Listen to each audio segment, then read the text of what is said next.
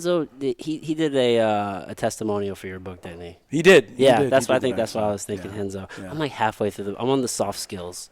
Soft skills are the most important skills. Yeah, I'm really excited Those are number one. Hard skills are way second to soft, because by the time you get to hard skills, something's failed, right? Like Oh, you don't start at hard skills. You start at soft skills. okay. Right. So information collection is a soft skill. Persuasion is a soft skill. Um, any type of communication is a soft skill, generally speaking. And then when you get to shooting or even fighting, if I'm protecting you, Yeah. and I'm fighting this guy over here who's watching you. Oh, So it's yeah. something's failed miserably by the time it gets to that. Okay. So the soft skills are more like that's the social aspect. That's the or Well, like yeah, the personal interaction. it is. But when you look in here, like, and I don't know how you got. This is your copy? Yeah, this is my copy. Well, thanks for supporting the project, man. Oh yeah.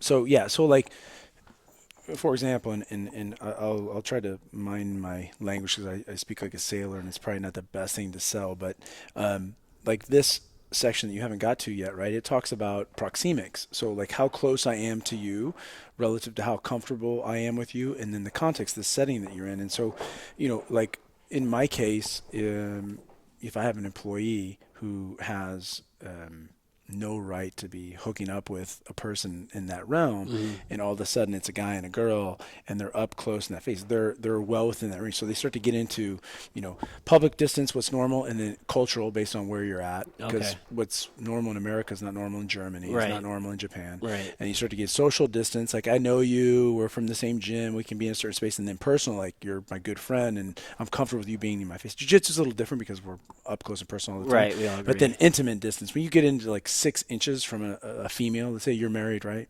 Yeah. So like, to be. okay, same difference. Yeah. Like your wife or soon to be wife is not going to be so happy with like you up on another girl's face. That Right. tells me you're probably fucking. Right. Yeah. So that's what this does. It tells me a lot about the relationships from the outside. So I'm watching something happen with some people. I see the interaction, I see the distances, and I see the body posturing and the movements, and so it starts to get into that kind of stuff, Right. which is this. Okay. And then it starts to talk about kind of how you observe things, how you take stuff in, whether the person's a threat to you or not based on observable things. Okay. And then those things couple together, and then how you kind of pick stuff out at a distance, like what's going to draw your attention and what fits and doesn't fit. And so these things really, from my perspective, if you want to know kind of like information, somebody's telling you the truth or not telling you the truth, like what's reliable, what's not reliable, the person or the information, and then both of those components together, how does it work to kind of assess whether you're going to make a decision based on information that person's given you, and then that person's history of being reliable. Right. And you start to get into that kind of stuff, and then you start to get into the assessments portion of it, which is, I think, the most interesting part. Like shooting and fighting and driving and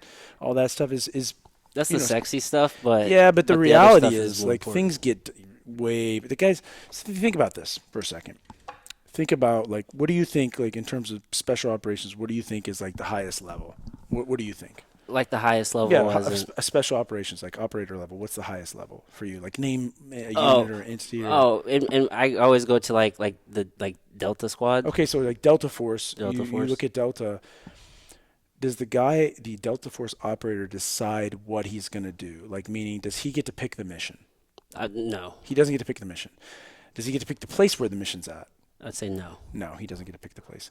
Does he get to pick the time frame? No. So what happens is a bureaucrat, a politician, decides they have an objective, whether it's getting oil or building a relationship with a country or doing whatever, and then they build a strategy, and then they go to the general at whoever it is, the Joint Chiefs of Staff, or somebody at DOD or unit specific or SOCOM or whatever, and then they tell them, hey, boom, boom, boom, boom, boom, these are the things we want to do, and then they give it to them to achieve the objective, but they're not the ones deciding the mission. So the soft skills are really what drive the hard skills, generally speaking. So at the top, the president's not out there shooting people, right? Right. The president is on the soft skills side. He's dealing with the relationships, the manipulation, the adjustment, the course of action, all of that stuff. And that's the real shit. Like if you think about, so you guys have cameras and you have audio and video and you have lighting, you have all this stuff. So where else does this exist? where else does Does this kind of stuff exist oh in the big picture? Where is this most prevalent? oh I'd say like in movie Yeah. studios and Okay. stuff. So right there. So movie studio. Who are the most powerful socially and aesthetically in entertainment, in film? Oh, like the actors The and actors, actresses. Yeah. but they're not the ones that are really the most powerful. The ones Right. that are most powerful are the directors, producers, and then the executives at the studio. Studio They heads. control all of that. They're the puppet masters. But if you're a dumbass and you look like, yeah, that he's the most powerful one. He's the most notable one. But the guy with the soft skills and how to manipulate the equation and adjust things and coordinate things and has the relationships, and it's not the actor, Right. right? Somebody made that point to me one time in relation to sports. It's like, oh, you think these athletes out here are making all this money, but somebody's writing their checks, and there's always a more powerful force. Yeah, somebody's writing their checks, one, and two, again, context. Like when you think about them playing child's games and getting paid millions of dollars, like Right. that's pretty crazy. It really is. Yeah. I think like it speaks to like the power of distraction, and in my mind, and then this is just like if I'm like big picture, like why would somebody want everybody distracted? I mean, it just keeps people at bay and kind of With respect to sports, with respect to sport. I would say that is a component, but I would go deeper, and I would say if you look at, first of all, tribalism exists in the world, right? Right. We, like if we're jiu-jitsu dudes or we're Muay Thai dudes, or we're going to kind of flock together because we have an ethos, a general idea, a principle that we bond on, and we agree to the general tenets of it. In sports, think about this. Think about the primal connection, right? Like you have this thing, this mission you have to achieve. Like it's getting food, it's killing that rabbit or the squirrel or the deer or the whatever. And that feeds you and that allows you to continue on. Your lineage goes from eating, right? You don't eat, maybe you go 30 days, maybe you go 90 days, and then it's over. So then you got to feed your wife and your kid and everybody else. So that game is connected on a visceral level Right. to the human component that is needed to survive. So generally speaking, in austere environments, you need to have a collective. So I need him and I need you and I need this other guy because now I got to fight against this bigger, stronger force. Whether it's, and not that dinosaurs existed when humans did, but let's say it's a dinosaur, a saber-toothed tiger, whatever it is, I need a team, right? Just like coyotes or a similar hunt in packs. So I'm stronger as a team, which is what sports are generally speaking, even though there's individual sports. Right. And then there's a combative component to it that allows them to survive or win, and people are connecting to that. There's a strong draw to combatives, like just within humans. Yeah, because people generally gravitate toward violence. They like violence. They don't like violence out of context. They don't like violence that doesn't fit. They don't like violence against innocent people. They don't like violence against children. But as a general rule of thumb, people will go out of their way to watch, to pursue, to track violence because Right. again, it's survival related, right? Because Yeah. if you're capable of violence in the right circumstance, you will live and that other person won't. Right. Not MMA, not jiu-jitsu, not Muay Thai, but In real life situations. which is what we're connecting to because now this is not true. As a general broad stroke, most people, especially in America, they have access to food, they have access to water, they have access to shelter, they have access to other people, they have access to communicate. They have all the things that you would normally have to fight to get Right. to survive through. Yeah. Right? But they have it. Yeah. It's all there. Even at the lowest level, It's all met. it's all met. So now you have to go to other things to deal with that same feeling, that same visceral level of understanding and kind of what you're drawn to, because you don't need that anymore. Okay, I get food. Even if I'm on food stamps, I get food.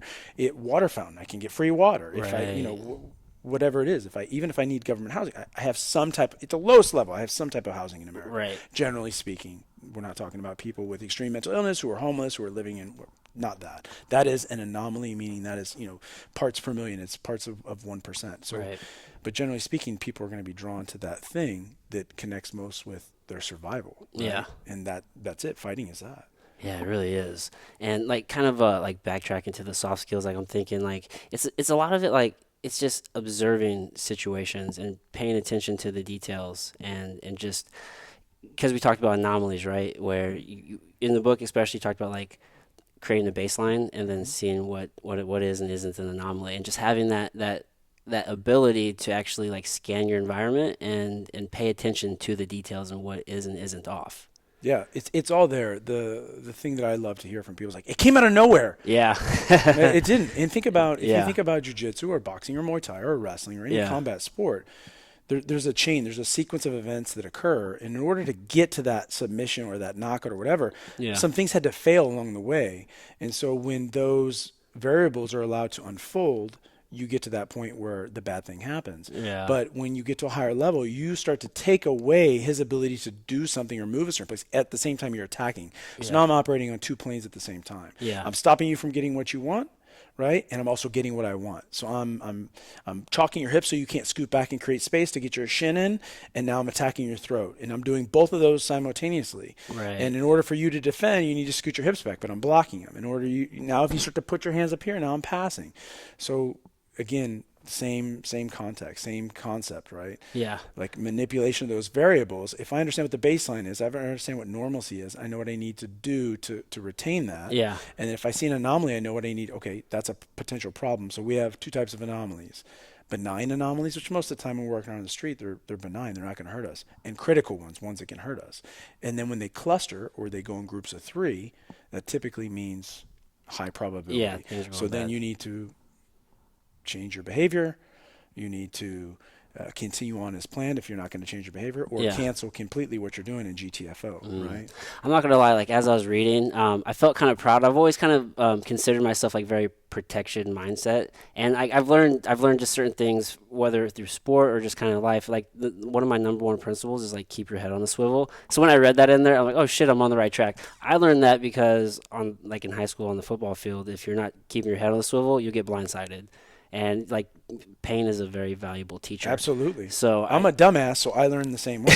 so I'm just like, dude, keep your head on a swivel, and then like hesitation kills. I don't remember where I heard that, but I live by it. Yeah. I'm very decisive in my decision making. Because there's action versus reaction, right? And hesitation essentially is a delayed reaction. Yeah. And almost always, 99+% of the time, you're going to lose reacting because it's slower than action. Yeah. And then a delayed reaction is even worse. So you never coming out of the box. It's like you're done. Yeah. It's over. Do you think like just a lot of people are just living in like a very complacent state? Yeah, because even again, in context, after having been to 147 countries, I have something to compare America to. Yeah. Like I can run around and say America's the best, whatever, but I've never left America. It's really kind of meaningless. Yeah. I've been in those places. I've lived in those places. I've fought in those places. I've worked in those places. I've done charity in those places.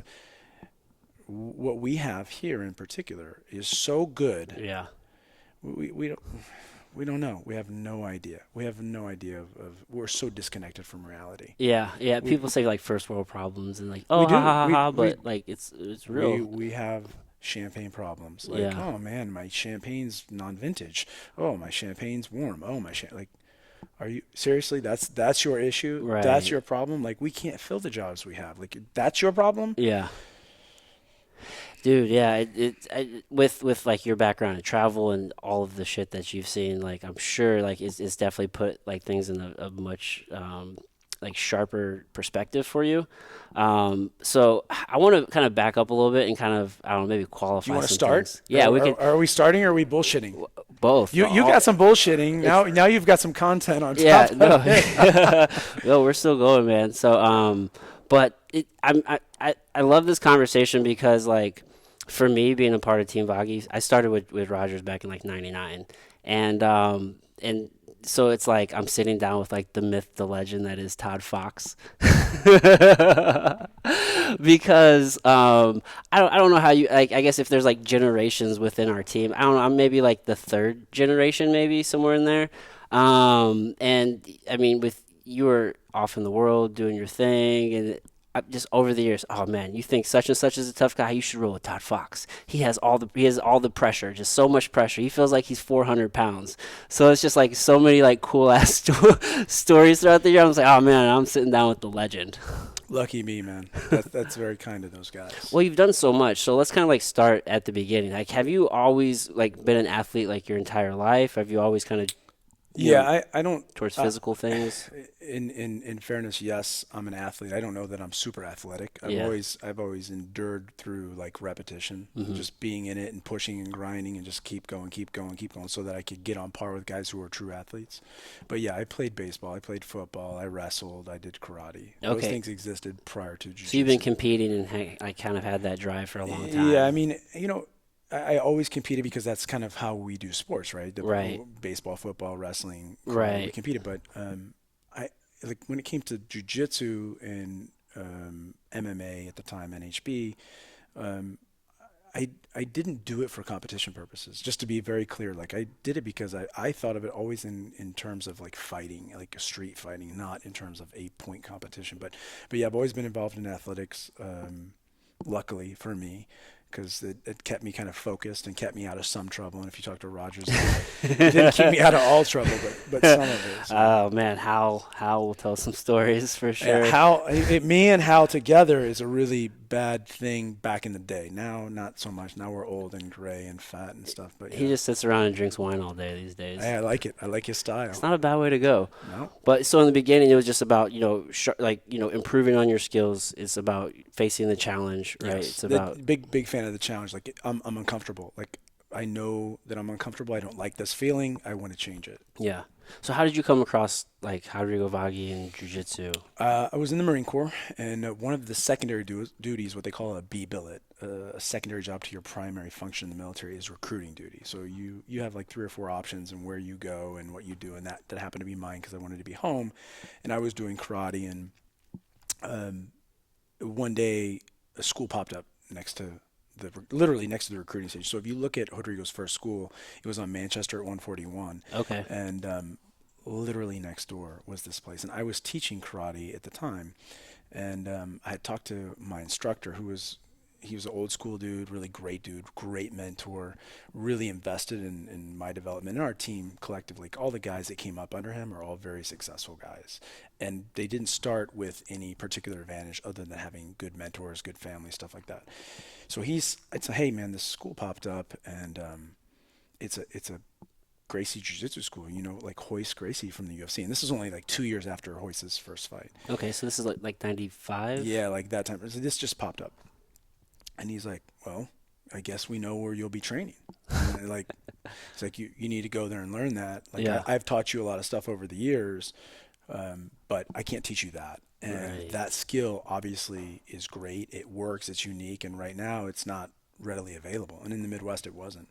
It was in California, New York, but not in the Midwest. And Right. so a guy that I was working with in the Marine Corps had talked to Rodrigo and met him, very friendly guy who had also come from military combatives, a system called line fighting. It's archaic now, but he said, yeah, I'll take you over and I'll introduce him. So he introduced me to Rodrigo, and I said, hey man, I do this and that. And he was like, okay. And Rodrigo didn't speak much English at the time, so it was very rudimentary kind of conversation. Yeah. And he said, yeah, come over whenever you want. And I was working probably 16-hour days, 6 days a week. So I didn't get a lot of time. But finally, I made some time with the guys I was working with. They said, we got you, go train. And I went over there to train with Rodrigo. And he's like, buddy, not train with me, buddy. Train with my guys. And I'll never forget it. Like I can hear this in my head over and over again. And then BJ, I don't know if you know BJ Copeland. I know of BJ Copeland. I've never actually trained with him. So BJ's a brown belt. He's been training since before me, and BJ was like, I don't know if he was 17 or something, like he was a kid, and BJ just commenced to whooping my ass. It was the most embarrassing, like literally swallow your pride. Like, Yeah. So, of course, at that point, I was like, okay, I know what I got to do. I got to suck it up and Yeah. train with this guy because this is the real deal. It's humbling. It's very humbling in the beginning. I don't even think it's appropriate adjective, but it's beyond that. Like it's I say almost demeaning. It's not just humbling. Like it's like, holy shit, I really have no idea. You don't know what you don't know. Right. And then when you have a lot of positive feedback in what you're doing, if it's wrestling or boxing or karate at the time for me, and you're winning and you're like, I was in the Marine Corps and doing smokers and beating all the guys, even the guys that had come from boxing. But I got here, man, I just got manhandled. So it's like you swallow your pride. And yes, it's humbling, but it's really almost demeaning because you have no options, you have no solution. You really have to look introspectively and say, what would I do if this Yeah. happened to me outside of a controlled environment? Yeah.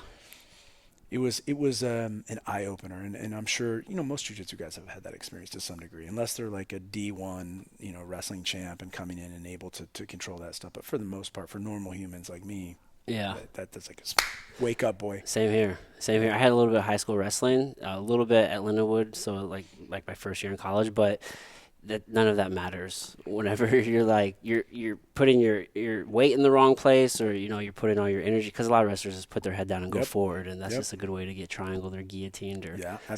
swept, or you're going to lose your positioning for Yeah, sure. and that's the stuff that I was doing because I had a wrestling background. I was doing to BJ and like bam triangle, bam triangle, like, shit. And you can't really, because you don't know it, you don't understand the techniques, and you haven't had a lot of exposure to it. Yeah. Like trying to figure it out on the fly is very difficult. And so as a wrestler, as a Marine, it's no, I just need to drive harder. I need to Yep. push more. I need okay. Yep. Actually, nothing's changing, so that's not the solution. Yeah, you're living in the definition of insanity at that point. Absolutely. You're just repeating the same thing and expecting something's going to change. And that's kind of when you got to slow down, back off, and go like, holy shit, what just happened? How did it happen? How do I change this? What do I do? And I've talked about this before in other podcasts, but you literally go from like helpless, don't know what's going on, to, Right. okay, I kind of understand what's going on. Okay, now I do understand what's going on, and I'm still getting caught, but I'm trying to throw a wedge in there before it gets to that final point, and now I can stop it, and then maybe I can stop it and try to advance, and then maybe I can stop it, advance, and get something. Yeah. It's like these slow incremental phases that occur, and then as you mentioned earlier today, you have these phases or these generations that come up, and so as those generations come up, like with all rising tides, all ships rise, and so as that's happening, the guys are coming up and they're Right. lifting you because the guys below you. Everything better. Yep. Yeah, the game is definitely, or just the whole art as a whole is it's way different today than I'm sure it was when you started. It's both better and worse, and I say that from my personal opinion, in that it's much more complicated, and guys are much better, and they have more tools to pull from.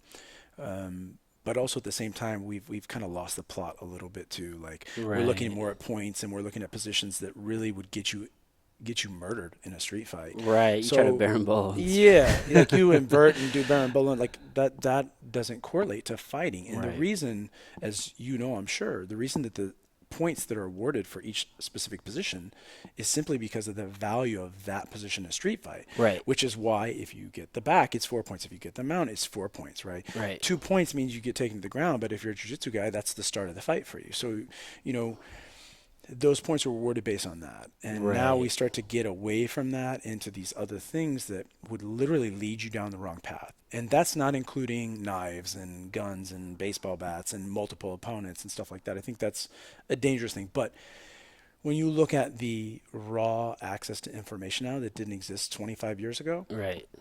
first of all, social media didn't exist, and nobody had a cell phone at the time that would connect to the internet. The internet existed, but it was dial-up speed, and so really getting anything took forever and a day. You certainly didn't have videos that you could access. YouTube didn't exist, Right. and now guys are accessing all those things and then developing things, and people are going quicker. And now they have this group of guys who are white belts and blue belts and purple belts and brown belts and black belts and 1 stripe and 2 stripe and 3 stripe, and you got now Right. these 6, 7, 8 degree black belts. And Right. when Rogers and I came up,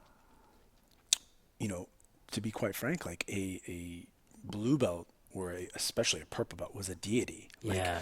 it was a level, like you couldn't wrap your head around what it took to get to that level. Like that guy's up. Did you see that guy's up? Right? And now it's a Yeah. joke because we have so many purple belts around. And we had a class the other day, it was like me, Rodrigo, Rob Ayers. Like we had like 6 black belts in the room, and like all of them had stripes. And Yeah.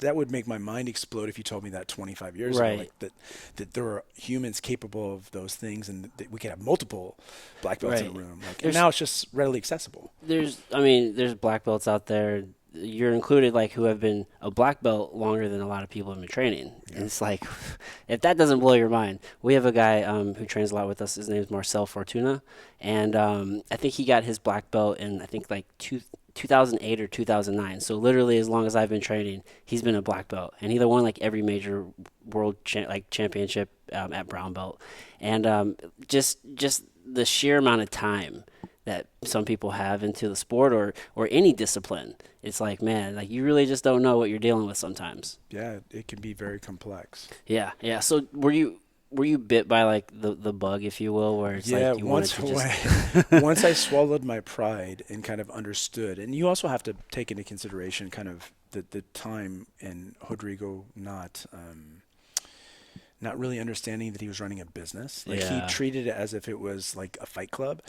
And so once I kind of figured all that stuff out, then it was like I'm doing this every day. And in Yeah. fact, you can talk to Rodrigo about this. Like if there was a day that I wasn't going to train, I would call him and say, "Hey, I can't make it in today." So it was like just an expectation that you'd be there.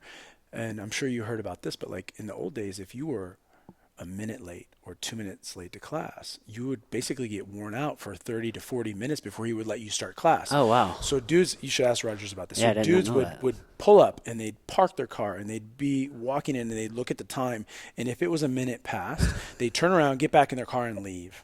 And that happened all the time. Hal will tell you about that too, man.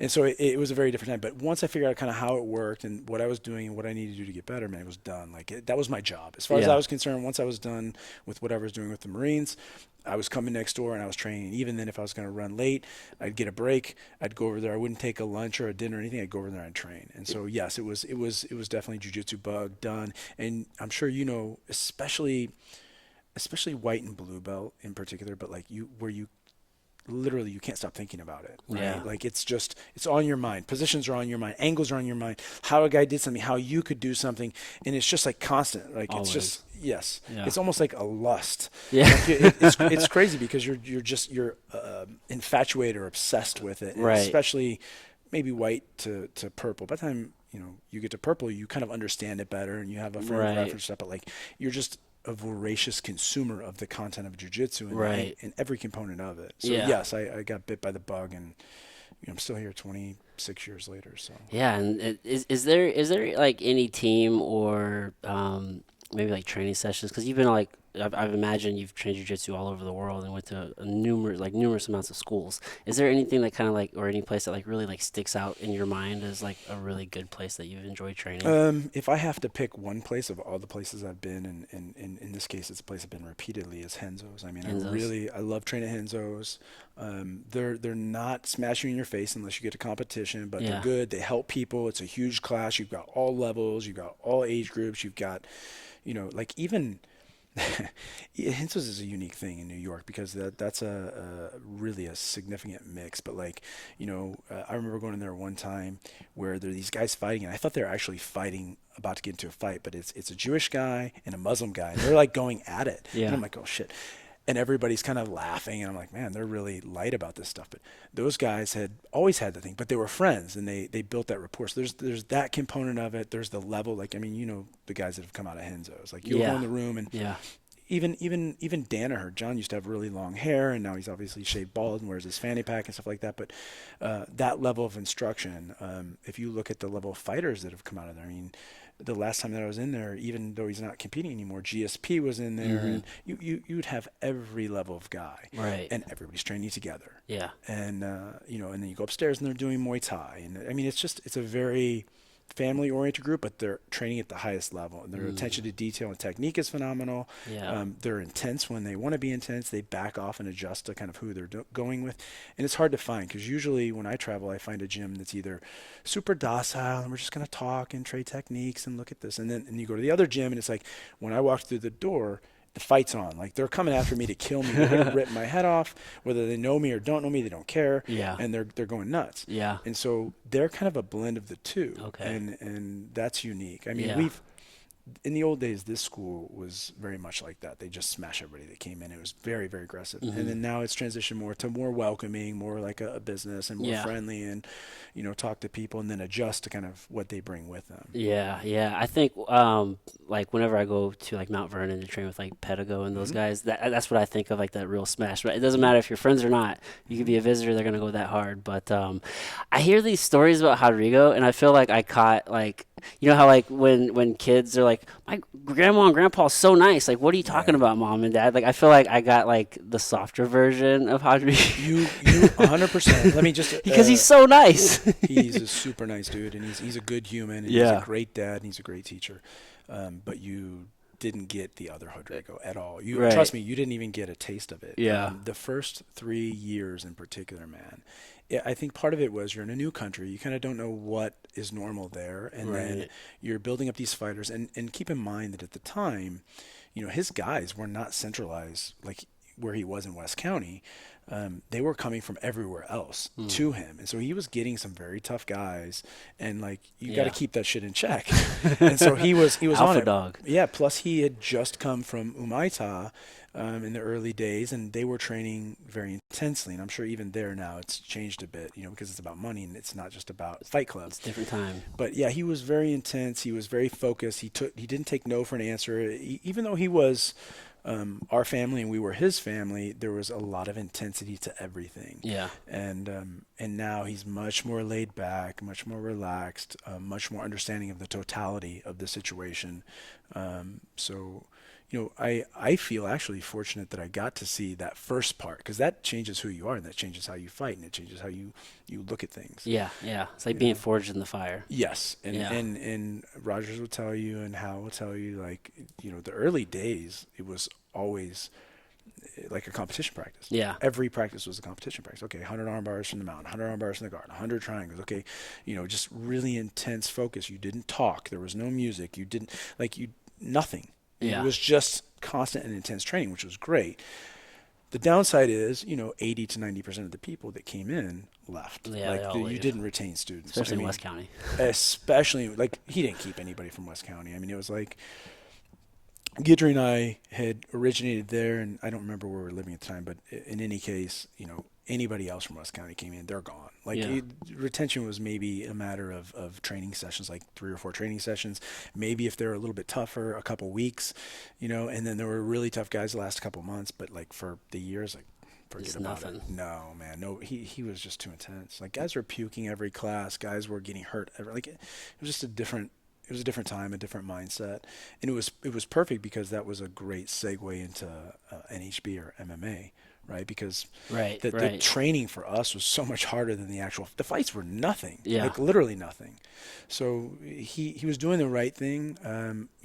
It wasn't maybe the best thing for business, but it was the best thing for us. Right. I can't speak for Rogers and I can't speak for Hal, but I think they would agree with that. Yeah.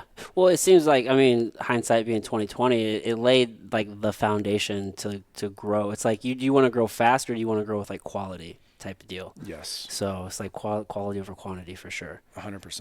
So that was in St. Louis, right? That was here. Yep, but there's a certain point where you left St. Louis, right? I did. The military took you away? Correct. So I went to LA, and I worked in the Marine Corps on active duty in what was called the LAPAO, or the Motion Picture Liaison for the Marine Corps. And basically, the reason I took that job out there was so that I could do that specific function. And then the bonus to that was Hickson was in LA. So I didn't have to leave jiu-jitsu at all. In fact, I just went with my instructor's instructor. Right. And so it was kind of a cool gig. I was still in the Marines. I got to do, work in the film industry, which, from Missouri, come on, dude, you're just not normal. Yeah, that's crazy to think about. Outside of Brad Pitt, who came from Missouri, but Right.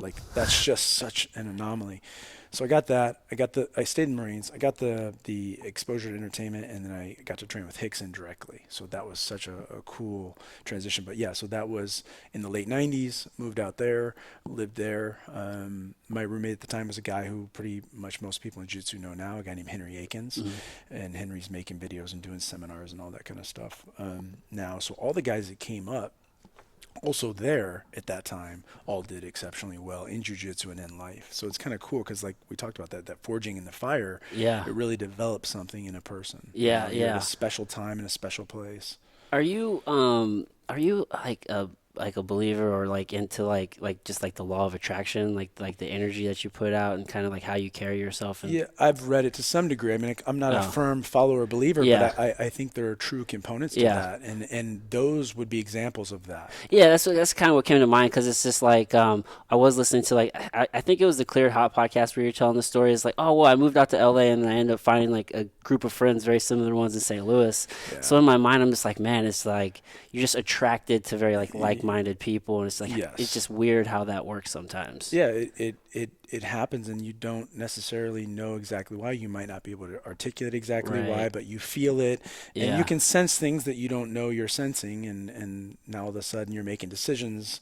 And yeah, I'm absolutely positive that that's the case there. Yeah, yeah, and, and a lot of that, because I guess I'm like connecting dots. It's like you have that ability, or maybe like that understanding or awareness, and then you like tie that in with protection. It's just like paying attention to the details and like listening to your gut and just like listening to all the little subtle cues in life. So when you moved out to LA, and like now you're in Hollywood, is that where the transition into EP came, executive protection, or like Um, when does that come into yeah, play kind for of. you?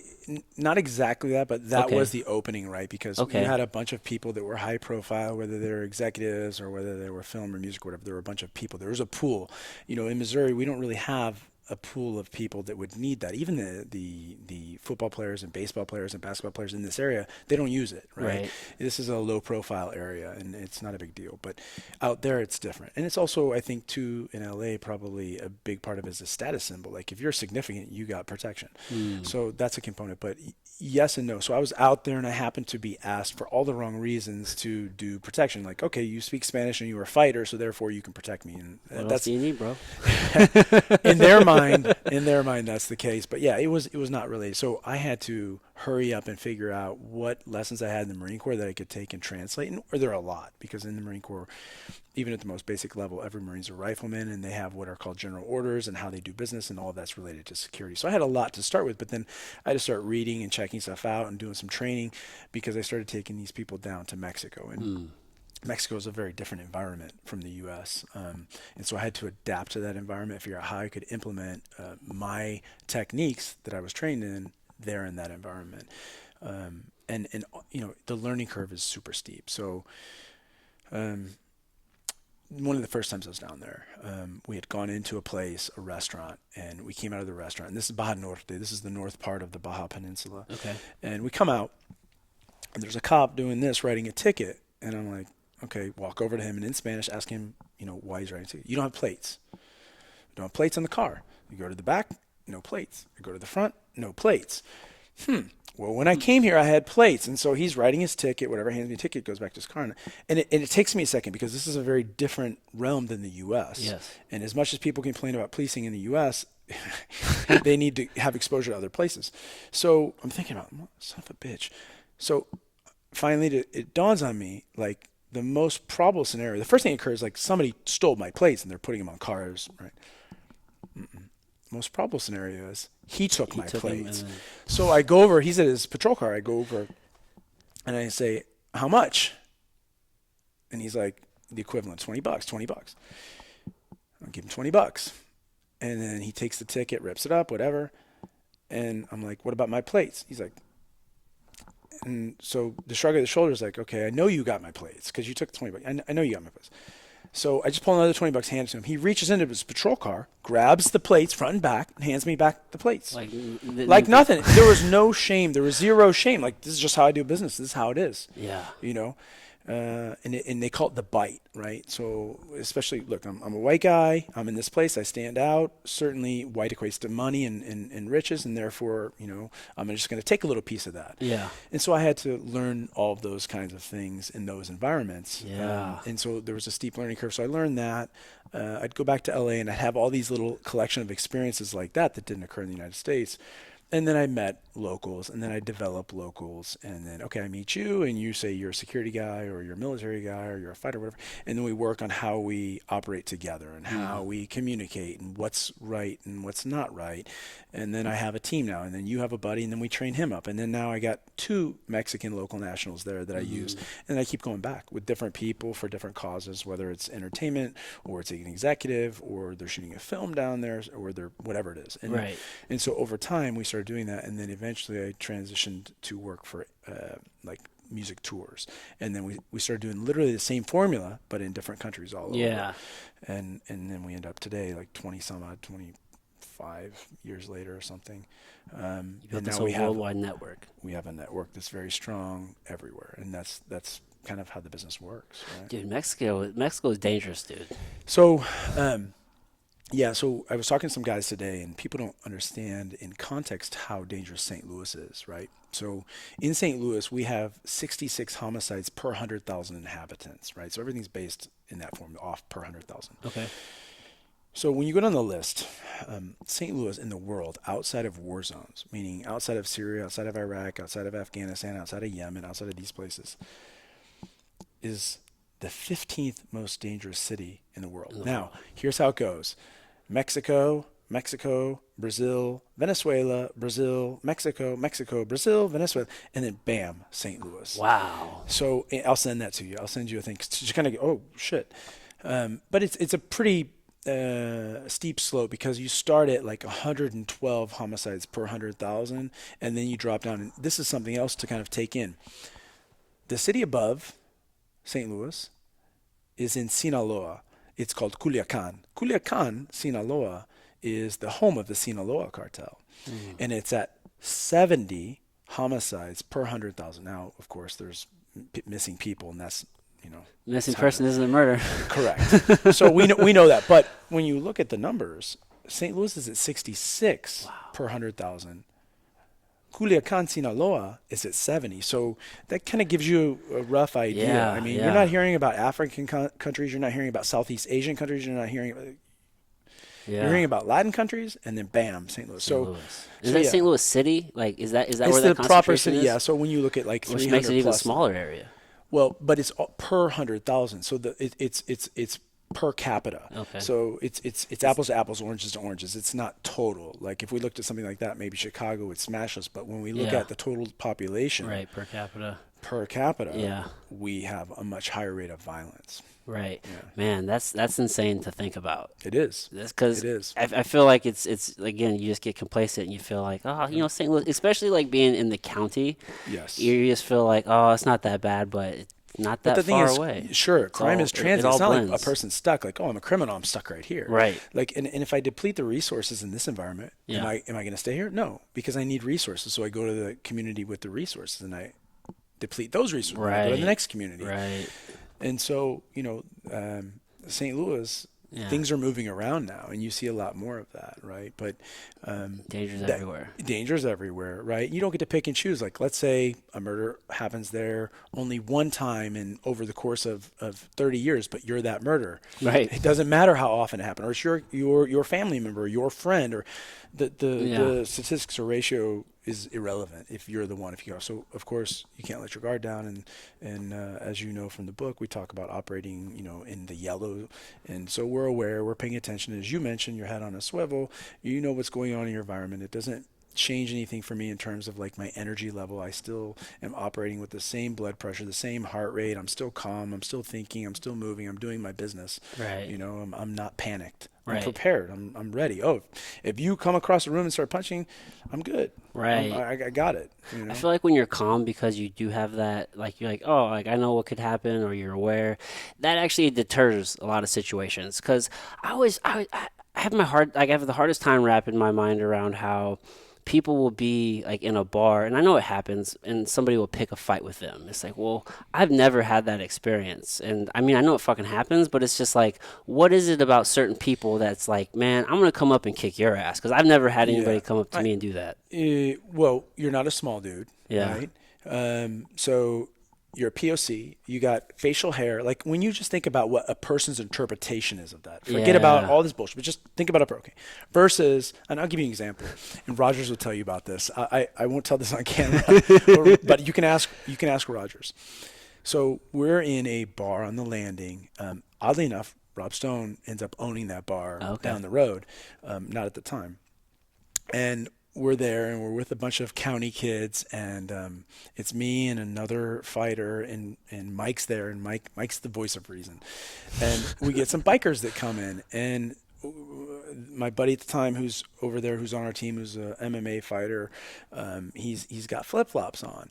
And, we're talking to whatever, and another guy comes over and says, hey, these guys, every time I order beer, keep taking the beer. Well, the kid that's saying it's like wearing a polo and khaki pants, and he's small, he's an easy target, and these bikers know it. You're right. And so they keep taking his beer. Thanks, bro. Take his beer. So after the third time, he comes to us because he knows we fight. And, hey, man, is there anything you do? So we go over and they're like, hey, guys, that's not nice of you to take his beers. Like, you shouldn't be taking his beers. We don't want a problem, so just you've had the beers, now you're done. Yeah. And, of course, they took that as weakness and said, okay, you're letting us have those beers that we stole from you and you're not fighting for it. Okay, we see that as weakness. So the first thing the guy does is say, oh, nice flip-flops, fag boy. And now he says this to a guy who, at the time, I think he was just getting ready to go in the UFC. At the time, he had maybe 20 or 30 professional NHB fights and was transitioning to the UFC. And he said, oh, you like those? Oh, do you want to go outside and talk about them?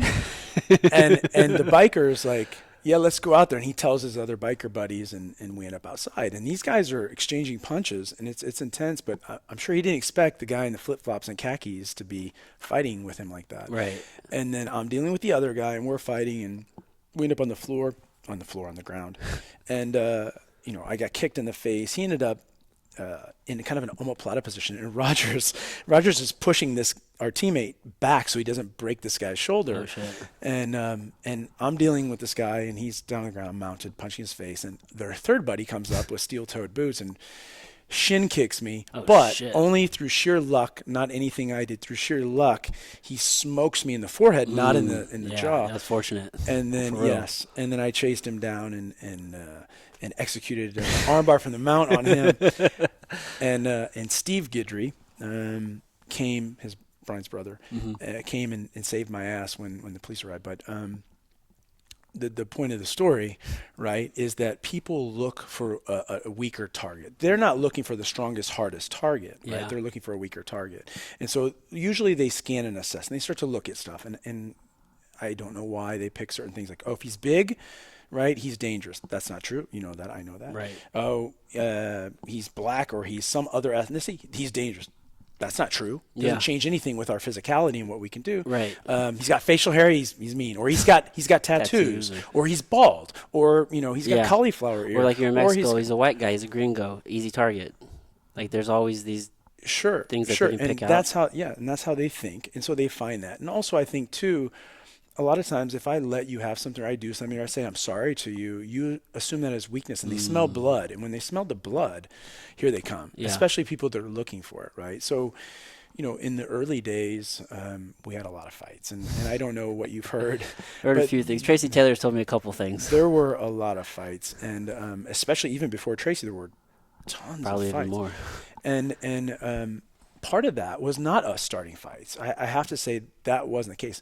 But the refusal to walk away from it when we should have. Yeah. And then when we started walking away from her, turning down, whatever, it kept happening. Why? Because people see that as weakness. Like, no, I don't want to fight. I don't want to fight. Some people interpret that as, I can't fight or I'm afraid of you. Yeah. You know what I mean? And that's not the case. And that's a beautiful option to be able to tell them you don't want to fight and to walk away. But then if they pursue you, to have the skill set to deal with it when they do decide to attack you. Right. That's the bigger lesson. But you're right. There's no correlation to what a person's skills are and them being, a good person to attack. Not that anybody's good to attack. Right. Yeah, because I'm sure there's definitely times where, just people won't let you disengage from the situation. Absolutely. Usually, as I find, see, with more gray hair, with more wrinkles, you find that people are a little bit more forgiving. They're a little bit more kind of not willing to engage with somebody of a certain age. And you get, a free card on that one. Like, if you disengage, they let you go. But young guys against young guys, I don't see it, man. Not, at least in our time. I'm past that point now because I'm trying like hell to avoid all these fights now. But no, in our time, I can't speak to why people didn't come after you, but I'm guessing, and also probably you're confident, and then probably you're holding your shoulders in a certain way, and probably you're whatever things are that they see as strong, right? And I'm not going to attack what's strong, right? So as a rule of thumb, people attack weaker people, right? They look for the weakest, easiest victim, and this gets into the book stuff, but that is not just with people. That's with physical things. So think about your house. If your house is on a hill, it's harder to get up to. If your house has really good lighting, chance of a criminal getting caught is higher. If your house has good locks, it's harder to break into. If you have cameras around, if you have a dog, so all these things make it a harder target. And then what's the criminal do? They find the easier target, right? They Right. find the house that's softer, that doesn't have those locks, it doesn't have those lights, it doesn't have that alarm, it doesn't have the dog, it doesn't have. Yeah. And I think people are the same. So they're scanning, assessing, and looking, and like, oh no, he's going to be easier than you are. I'm going to go that way. Right. Yeah. There used to be this show. It was it takes this is called It Takes a Thief. And what they would do is they had these two thieves who were like really good at robbing homes and stuff, and then they would pick these targets, and then they would like go in and completely wipe them the fuck out, because they're like, look, you're weak here. You left the second floor window open. That's a first floor like door for some Yeah. people, and there's like all these things. Like it's so easy to just to take precautions and to like really just cut off any opportunity for people, and Yeah. it just opened up my eyes to Yeah. so much So, whenever I saw stuff so like that. that process is called red teaming Mm. in security in the military and law enforcement. Red teaming is a term that came from 40 something years ago, because the Reds were the Russians, and so you would basically have your own team come in, and they're playing an adversarial role, and they show you all the weaknesses, Right. and we identify those as vulnerabilities, right? The chink in the armor that allows the attack to penetrate and be successful. So I think that's the best way to learn, to be honest. Like you know where your game is weak. Normally for us, like if we talk about red teaming, you put yourself in a bad position in jiu-jitsu, and then you work from there. Or you do positional specific sparring. Like Right. positional sparring, it yields at, hey, here's my weakness. Okay, let's start working on that. Right. Did you, so with a lot of your clientele over the years, did you like educate them or coach them to like become like harder targets, or People are people, and, you and so just kind if of just did your job not and always. let So them be the same? no. So some people are open and willing and want to hear that, Mm. and some people could give two shits. Like I really don't care. That's why you're here. I hired you to do that. You handle it. I don't care. So we have some clients that we've gone and literally trained up. I have a couple of clients who brought me to their homes and then brought their staff in and trained up their staff. So they're extra eyes and ears. We call that force multipliers. So we have these force multipliers. So if I have his eyes and ears and your eyes and ears and this other guy's eyes and ears, now we have people work in the room for us that Right. they can scan and assess and see something before it happens. And that advanced indicator allows us to make decisions that will allow us to take the best course of action. Right. So I have some clients that do that, some that actually have a couple that are ongoing, where I'm going out and seeing them on a semi-regular basis, and then we do the full gamut. So we're teaching them about that and hardening the target of the house, themselves, how they move, what they do, then teaching the people how to work in teams, whether it's a medical emergency or active shooter or whatever it may be, teach them how to use gear, some including weapons, other ones just like on basic medical gear, using trauma kits. So they have quick clot and tourniquets and Israeli bandages and all these things that will sustain or save a life. And now they know how to use it. So now if it happens to them, they can apply it to themselves. They can apply it to their wife or their kid or their employee, or the Right. employee can apply it on them. So we do that. In entertainment, you don't see it as much. Like guys that have had other backgrounds, like we've done it with Supreme Court justices, we've done it with executives. Those guys tend to be more voracious consumers of that type of material and training. The entertainers, like, Not so much. yeah, whatever. Look, bro, I'm just paying you. Just keep me Hey, dude, safe. yeah, you do that. That's why you're here. I don't need to learn that. Yeah, I can just the sheer amount of like variables with probably some of these like these people that you've had to protect. I can only imagine it's just insane. They're people, right? And so even if it's in jiu-jitsu or something else, you still have all these different personality types. You still have all these Right. people that are also in different points in their life, like whether it's their age or whether it's like a traumatic experience, or whether it's they're in the peak of their success, and now all of a sudden they've got all these things happening and they've never really processed it before. Just like starting with jiu-jitsu, we're like, holy shit, what just happened to me? Yeah. And so they're overwhelmed and they can't take it in. And then you got guys that are legacy acts, and they've been around it all, they've been exposed to it all, and they can be more kind of in the moment, and they're interacting with you in a different way. But people bring problems, generally speaking, and just like with this book, protection for humanity and protection from humanity. The solution, the problem are one and the same. It's people, because people create problems, so people solve problems. And so with the clients that we have, whatever they came to entertainment with, typically that gets exacerbated. So if you're a shithead and now you have $100 million, you're a very rich shithead. If you're an awesome human, if you're a really good, solid, salt of the earth person, and you get 100 million, you're a salt of the earth human with $100 million who's using that for good things. So, we pretty much have everything with people. You just quickly realize people are people. People are people. Kind of all over the world, people are just living.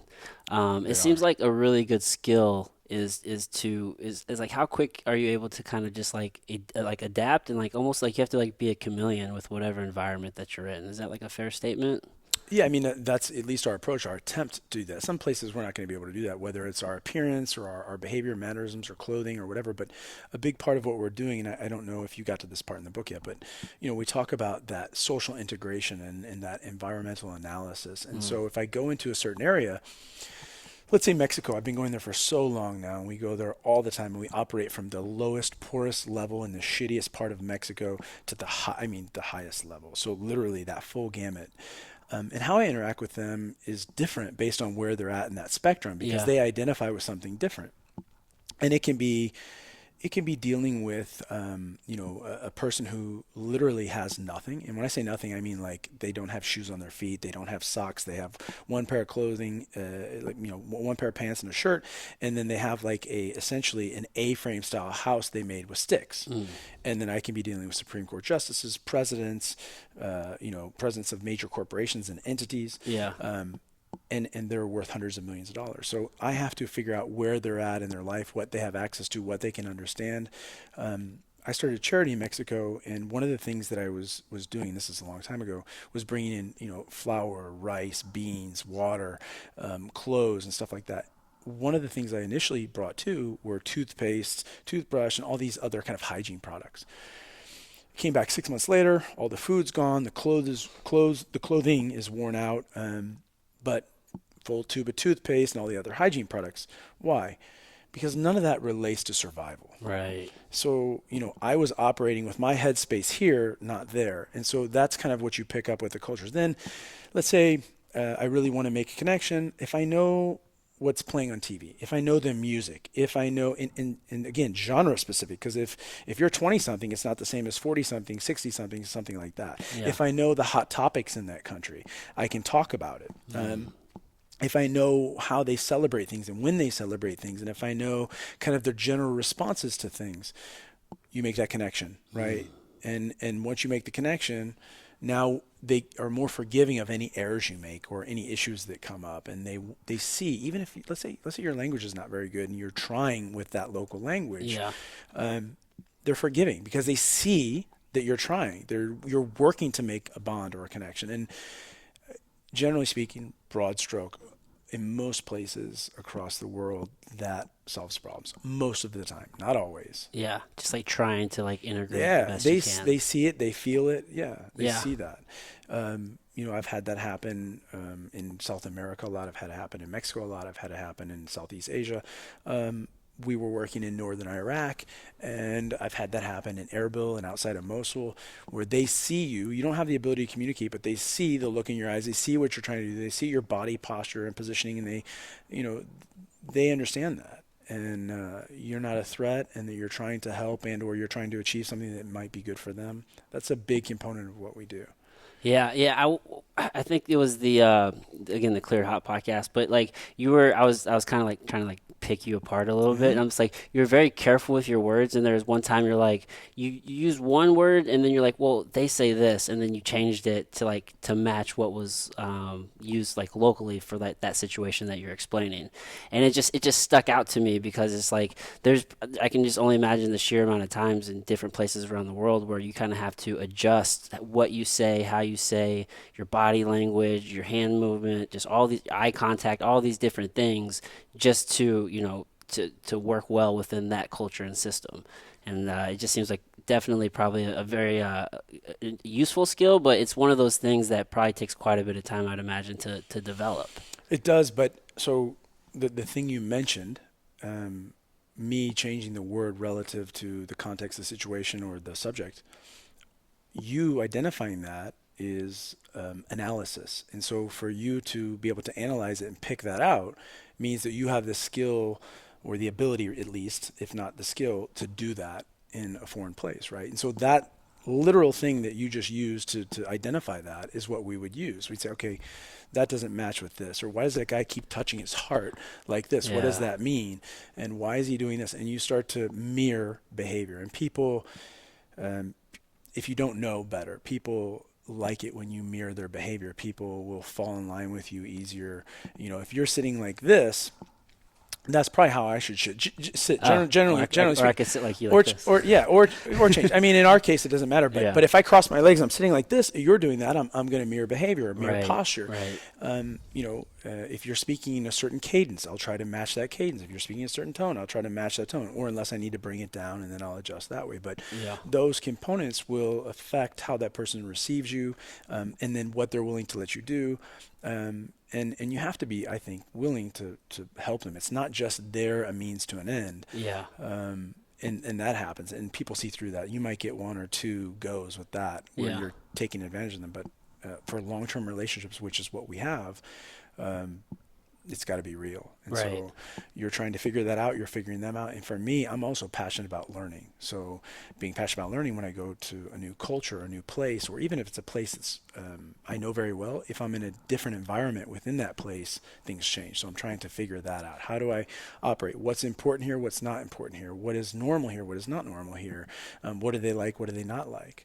And when I figure that stuff out in one place, two places, 10 places, 147 places, all of a sudden now that's just second nature. That's how you're doing business. Right. You Yeah. know? So you're just on this ever evolving just cycle of just learning this new place, learning this new skill, just constantly learning. That's one of the things I really picked up was like how cerebral you are. Do you have a preferred method of learning? Do you like to read books? Do you like audiobooks? Do you prefer just kind of like hands-on doing things? I probably the latter. So I would say I learn fastest through hands-on, like kinesthetic learning. Okay. Like I want to see it, I want to hear it, but feeling it and doing it is probably the quickest. In theory, the coupling of all those things together puts you in the high 80th percentile for learning. I like auditory, but like most men, I'm very visual, very, very visual. So, seeing it is probably on the top with doing it. Even though I'm a huge fan of the arts and music in particular, but I don't think hearing it alone does it for Yeah. me. It's seeing it and then physically doing it. Right? Yeah. I'm watching it, because part of scanning and assessing is that I'm watching it and trying to understand the components, the variables in that equation, and how those variables are manipulated to get a specific outcome. And now I'm trying to do it and feel it. And then probably after that is then hearing for the final kind of adjustment for me. Okay. Do you have any books though that you like really like enjoy, or authors, or Yeah, I read probably a book or two. topics even like I think I was on your one of your Instagrams, and there was a post, and I think it was about like either like neuroplasticity or Yeah. possibly epigenetics, So one of the two. But I'm just both. So I'm a big fan of that. So right now I'm rereading a book called Deep Survival, like who dies, when they die, why they die, the choices that the brain makes, and how it affects you, and Lawrence Gonzalez, I believe, is the author's name. So I'm reading that. I'm rereading an essay by Thomas Sowell called, I think it's called Barbarians Inside the Gate. And it's from '99, but Thomas Sowell is, yeah. he's I just read his Black Rednecks, White Liberals book, and it's phenomenal. Man, that guy. I mean, think about this. First of all, and I want to get into what you mentioned because that's Huberman Lab, and I'll talk about that. But Thomas Sowell, first of all, was very poor, grew up initially in North Carolina, then moved up to New York. He lived in Harlem. So he's a poor guy in Harlem, black guy. Yeah. Didn't have access to anything, managed to go to school, then ends up at Harvard, ends up at right next to it in New York, also Columbia University. Then ends up in Chicago. He gets his PhD in Chicago. Then he ends up at UCLA, a few other places. Then he ends up at Stanford. And so he does all these crazy things, but also he was a Marine. So I didn't know that. Yeah, so now you know. So he was a Marine during the Korean War, so that had been in the 50s. But this guy, he doesn't operate on emotion. There's a lot of great things with emotion. Again, I mentioned I love the arts, film, music, a lot of components. But when you're making decisions and it's long term, emotion is very dangerous because people can be swayed with emotion, and emotion is temporary, and it can be good emotion and bad emotion. It's all temporary. He cuts through that so well, and he gets to the logic, and the way that he does it, I think, is rather eloquent. And he's probably got, of my top 100 quotes, he's probably got half of them. Like he's on point, right? Yeah. And I think he understands the manipulation of people and systems. And also you think about now, like he's viewed as a super conservative guy, but the reality is, like, before he was trying socialism when he lived in New York in Harlem. And then he's like, no, this is a broken system. This doesn't work. This is why, this is why, this is why, this is why. And he's testing it across time. It's not just him with a random idea and he spews this idea. Like, he's testing these things, and then he's explaining to every component as to why he thinks that way, and it correlates to reality. And so that resonates with me. Yeah. I have the utmost respect for him, and he's getting up there, and he's probably close to 90 or in his 90s, and he's still living out there at Stanford. But man, that's one guy who I'd love to meet and sit down and talk to. Yeah. I mean, certainly one of the great thinkers of our time. Absolutely. But shockingly, most people I know have no idea who he is. Yeah, it's very surprising. Why would you have a guy like that who is not completely and totally embraced? Like, that guy should be put up on a pedestal, in my opinion. So, getting away from Thomas Sowell, who I obviously have a lot of respect for, but if we get away from him, Andrew Huberman. Andrew Huberman is a neuroscientist. He is now doing a podcast called The Huberman Lab, and he's explaining kind of how the brain works, why you think the way you think, all of the chemicals involved, the connection points, what can change it from a physiological perspective, behavioral perspective, even getting certain angles of sunlight at a certain time of the day and resetting certain things, releasing certain chemicals, what you should eat or drink to affect that, how you can get the highest level of performance. We think that doing something repetitively is what instills a certain acceptance or knowledge of some type of skill. And he was explaining the other day, maybe 4 or 5 podcasts ago, about like mismatch, like you failing at something actually makes you better at it, and you learn quicker to correct it. Oh, really? Yeah. And so he went through the science on that. And so, like, just breaking stuff down, very, very basic, to the point. His podcasts are, probably about an hour-ish long. And he's talking to normal people. He's not talking to other neuroscientists. Yeah. And so hearing that and understanding how it works, and then, okay, I'm thinking about it in context of jiu-jitsu or MMA or Muay Thai or in protective security or in military or law enforcement, whatever thing I can reference, and going, holy shit, that guy's right. Of course he's right. I mean, he's a top-level neuroscientist. So, he's the kind of guy that I am drawn to. Information, yes, he's cerebral, but it's real-world application. So the theory's nice, but if the theory doesn't match up with the reality, I'm not much of a theory guy. Right. So I need to first understand the theory and then practice. But the end thing, meaning the practice, the hands-on real life, that's what I care about. Right. As long as it has an actual practical application for you. Prac app is it. So I did a course for a governmental entity last week, and we were doing stuff relative to combatives, we'll say, the punching, the kicking, the throwing, restraint moves and positions. And that's all great. You're in a classroom, you're on a nice soft mat, even the walls are padded and they're your friends, and that's great. The minute that we go outside and they get stuffed under a vehicle and there's a shock knife and a gun involved, and then that guy's not nice and they don't know him and he's 300 pounds and he's on top of them, it changes. Everything changes. Or they're stuffed inside the car and there's no space and it's not soft and that person's trying to take their gun and now there's a thing, it's all of a sudden very different. And so my end outcome is that. And that's why I say, I'm not so motivated by tournaments or MMA, or even when I did it, I was not motivated by the tournament or not motivated by the fight. I was motivated by the ability to use that to get to the end outcome of a street situation. Oh, that makes sense. Yeah, the competition is just another means to an end. It's just Correct. a way to sharpen the tool. Correct. And I've talked about this too. If I won by 2 points, in my mind, I didn't win because I didn't submit him. If I lost by 2 points, I didn't lose. Right. So it just, yeah. It's my mind. It's not a smart way to approach training Yeah. or competition. But for me, that's what's relevant. Yeah, that makes sense. From a competition jiu-jitsu standpoint, that's kind of why personally I like the submission onlys. 100%. I'm with you on that. You don't got to worry about any of the points and shit. Like you're trying to finish somebody. Yeah. So I like that. Which is the objective of fighting, and the objective that Elio Gracie had, right? He never talked about getting points. You never heard that. You never heard, you know what? You really need to change the way you're fighting so you can get more points. Right. They didn't have belts. Like from if I recall, didn't he wear like a blue belt? Well, that was just because it was a different color. Yeah, that was kind of like a FU, like, you know, the belt doesn't mean anything. Yeah. Like he was already however many stripe black belt, like top tier. Right.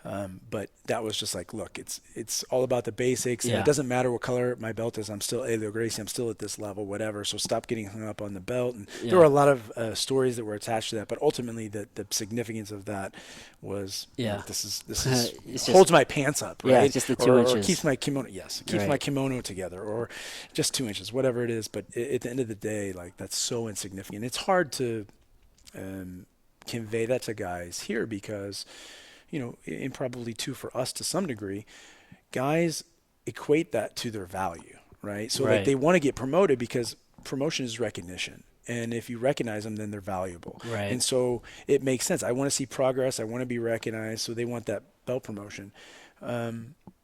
It's hard to not want it, but at the end of the day, man, it's not about the belt. It really is not about the belt. Right. It really isn't. Just keep training. Yeah, I was a purple belt for 7 years, and I can tell you that, you know, changing to brown belt changed nothing. Like it didn't make me any better. It didn't change my game. It did nothing. Puts a bigger target on you, if anything. Yeah, at least in the gym. It's just more responsibility. Yeah, that's it. Do you prioritize like sleep or recovery or anything like that? As I'm getting older, 100%, and in fact, you know, I want to be respectful of your time. Yeah. At some point, I want to take you somewhere and show you a place. I don't know if you've heard the teammates talking about it or not, but Restore Hyper Wellness. I've not been there. No. So, you know, they do PBM, photobiomodulation. So you're getting these laser lights, red light therapy. Okay, you're cool. getting full body cryo, cryo and negative 2.4. Not this cryo, like full body in a chamber. Oh, cool. You're getting like hyperbaric oxygen. So you're getting that's pressurized cool. and oxygen dumped in. And so the answer to your question is yes. So as I get older, I've got all these injuries that have occurred over the last 25 years. And then I get the new ones from going with the young, rambunctious guys who are going nuts to try and you know, get a notch on their belt. So I'm still training. I'm still training hard. I'm still training with all the guys. But I got to take care more. So I need more sleep. I need more water. I need to recover better. If you'd have come in, I know you stayed out there, but if you'd have come in a little earlier, you'd seen I had a big knee brace on. I've got a torn MCL. I've got a torn meniscus. And so now it's trying to manage the old injuries and then prevent the new ones and then more time recovering. I'm drinking less, way less than I ever drank. You know, I'm spending more time trying to recover, trying to stretch, trying to do those things. So yes and yes and yes. When I was young and dumb, I didn't put a lot of emphasis on that because you recover very quickly. Yeah. But now, sneaking up on 50 years old, I realize, oh shit, like I've pushed past the kind of halfway point in terms of life, but also like these injuries aren't going to improve. Actually, they keep getting worse. Yeah. So how do I now continue to do the thing I love with these existing injuries and then prevent further ones? So I train a little bit differently, and then I cycle through stuff, but a lot of preventive stuff, a whole lot of it. Yeah, that makes sense. I got real conscious of sleep just because like that's where learning is done. That's where you're encoding. That's where all the repairs done. So I didn't know if that was something that was like on your radar. It's huge, and shockingly, as I get older, I actually need more, and really more than just time, the quality of sleep, right? And so as you probably can surmise, when I'm traveling and I'm going country to country to country to country, and I may be gone 6 months, and I may be in that 6 months in 70 countries and 300 cities. Sleeping, jet lag, like I'm flying across the earth. Right, and you're in a new environment, so naturally you're going to be more alert. Yes, Just and then so sleeping with stimulation is already difficult. Sleeping on a different bed, even gravitational pull. Like, okay, normally I'm sleeping with my head in this direction, but now I'm here. That changed. Like all these small things affect it. yeah, And then maybe I have a window to work, and in my client's sleeping, and now I've got this pocket to kind of go do my site surveys, my advances. So now I got to learn the hotel, I got to learn the routes, and they're sleeping, and right, another guy's on their door or something like that. And so now I got to get back and get to bed. And yeah, so I'm way more cognizant of that. And I agree with you. Everything that's critical happens when you're sleeping, like in terms of your development, your recovery, all right, of that stuff. And so we tend to blow it off, especially in the military, like suck it up, buttercup. right. That's not a smart approach. Yeah, you can do it when you're young, but eventually it all And catches up. it costs. There's a heavy price. Yeah. Well, Todd, dude, thank you so much. Like, we'll wrap this up. I want to be respectful of your time. Yeah, we're like an hour 15 in on this, so and we started a little late. So, dude, thank you so much, dude. So protection for and from humanity. I'm going to link everything in the show notes so that way people can easily find all your websites. But did you want to, if you could just tell the people so No, that they can hear it as well? sure. So this Can they book check you out? is, a few months old. It's called Protection for and from Humanity. It's basically taking very complex systems, making them simple, common sense approaches to everyday life for the average person. So you don't need to come from the military, law enforcement, or protective security, or private military contractor. This book's for anybody. You can read it. It's approachable. You can apply it to your daily life. It's designed for the private citizen. Phase Line X, which you see in this T-shirt here, is a training specifically for private sector civilians. It's not governmental. It's not for high-speed people. It's you trying to learn how protection can be implemented on a physical component, like we talked about that PRAC app. So here's the theory in the book, but this is the practical application of it. So we'll come and we'll do drills and scenarios and all of that stuff in the real world. So Phase Line X is a training program. PhaseLineX.com, tourprotection.com. Gloves come from the book. I have a website. It's not that important to me, but if you wanted to know more about me, ToddFox.com. You see a lot of pictures A of lot your of cool jiu-jitsu pictures. guys Yeah. from all over the world. Yeah. But really, right now, kind of, the thing is, the flavor of the hour is the book and the training. But if you want my backstory, I don't spend a lot of time saying, hey, this is who I am, this is what I do. Right. If you want to look at that, there's a lot of, pictures that kind of give you some context in however many countries with different people ranging from the top tier of society to the lowest level of society. So Yeah, a lot of cool content on that website, and I feel pretty cool having these gloves because obviously Maynard gave these to Joe Rogan, and I was like, Yes. oh, these are sweet. Yes, Maynard did give those to Joe, so now you and Joe have something in common in Yeah. addition to running podcasts. Yeah, these are awesome, and the book is super digestible, very easy to read, easily understood. So And I'm excited for you to finish it. yeah, I can't wait. I just started on Sunday actually. I ordered it, but I wanted to try to finish it before we sat down. And for our non-voracious consumers of books, it's in pretty big print in terms of font size, and there are some graphics in there for those of you that don't like to read too much. So you got bits and pieces, good but, diagrams, good graphics. Yes, you got all that fun stuff. So it's easy, it's digestible, even if you're not a big reader. Have you thought about doing an audiobook version? I know there's some I've been graphics asked in there actually by that some of our wouldn't apply, team but- members. Yes, 3 or 4 of our team members like, dude, let me know when that comes out on audiobook. I don't read. I only do audiobooks. Like, I don't know that this is going to be big for audiobooks. I mean, right now we're kind of just under 5,000 copies sold. It's on Amazon. It's in e-format. You can get it a lot of different ways. I would prefer that you buy it from our site because Amazon is going to take 50% of my money. Right, yeah, go straight to the source.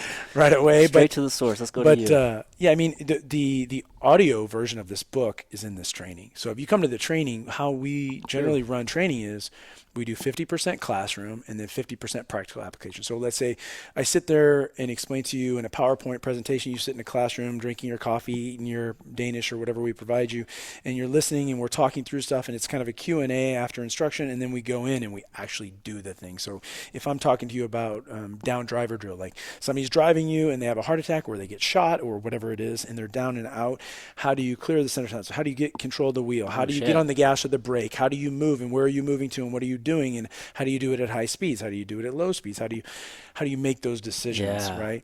So we physically do that, and we do that in an environment where it's real, not where we're just talking through it and you're doing it in a stationary car with nothing around you. So that's kind of the solution to the audio version until we get on Audible.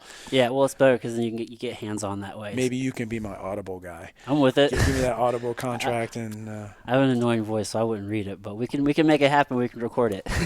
maybe we can get somebody to sing it. Can you sing the book for me? I can't sing. I think we talked about mine's worse. Singing is Whatever not good. yours is, mine's worse. You don't want my singing voice. That's funny. So Todd, thanks again, man.